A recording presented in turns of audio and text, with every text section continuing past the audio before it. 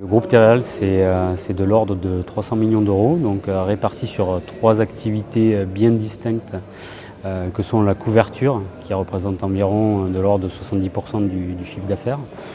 Ensuite, on va retrouver l'activité gros œuvres, avec tout ce qui est briques de structure, briques monolithes, etc. Essentiellement basé sur le marché de la maison individuelle et du logement collectif, qui va représenter de l'ordre de 15% du chiffre d'affaires. Et enfin, on va retrouver le petit poussé, mais qui est là depuis pas mal d'années, qui est la façade, donc qui va compléter le chiffre d'affaires. Donc voilà, Terreal essaye de se positionner sur l'enveloppe globale du bâtiment. C'est un petit peu la réflexion qui est au sein de l'entreprise depuis plusieurs années. En ayant une réponse complète, à savoir bâti, couverture et façade quand on le peut. Terreal a toujours intégré l'innovation comme un souci majeur au sein de son développement produit. On a une cellule qui s'appelle le CRED, le Centre de recherche et de développement, qui est basé à Castelnaudary, au cœur de nos usines, parce qu'on a plus de 6 ou 7 sites de production qui sont localisés autour de ce centre de recherche, avec pour mission d'aider la partie industrielle à la fois mettre au point des nouveaux produits, mais également de venir nous suppléer de temps en temps quand on doit faire des missions d'investigation au sein de nos usines pour pouvoir développer correctement ces nouveaux produits. Ensuite, Terreal se dote de manière continuelle de nouveaux outils.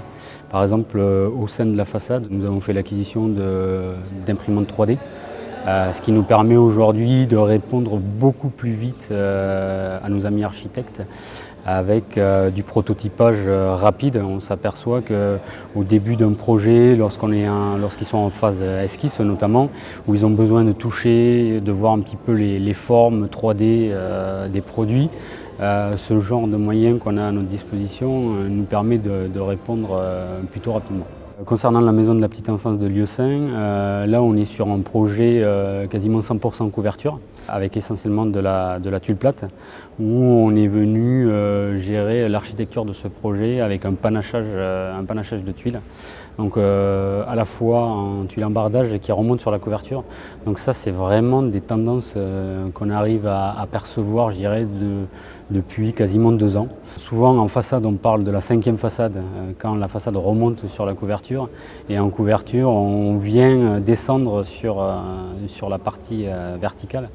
Donc ça, c'est vraiment des tendances qu'on dénote. Il y a des particularités un petit peu techniques parce qu'on doit gérer l'interconnexion entre la couverture et la façade.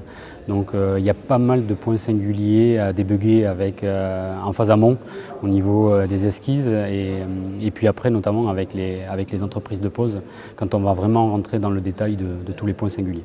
Les doges à Lille, donc ça c'est vraiment un chantier complètement custom. L'architecte a complètement détourné le sens de ce produit monolithe. Il est venu en assembler 2 face à face avec un système mécanique à l'intérieur du produit monolithe.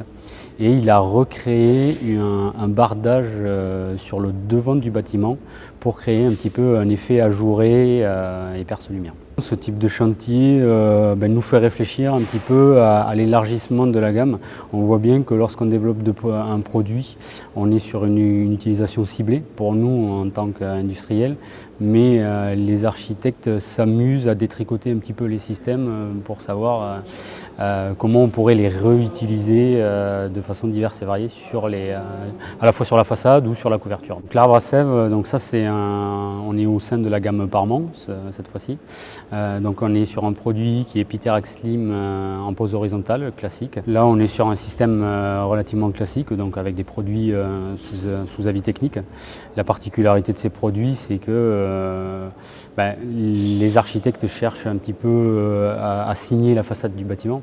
Donc de temps en temps on peut être amené à détourner le produit qui est un petit peu un produit standard, mais où on va venir jouer avec différentes couleurs, différentes textures, différentes finitions. Et depuis 2017, depuis le 1er janvier, donc on a complètement réétoffé cette gamme et on s'est lancé dans des modules très grande dimension, à savoir jusqu'à 60 cm de haut et avec une longueur de 1800 mm.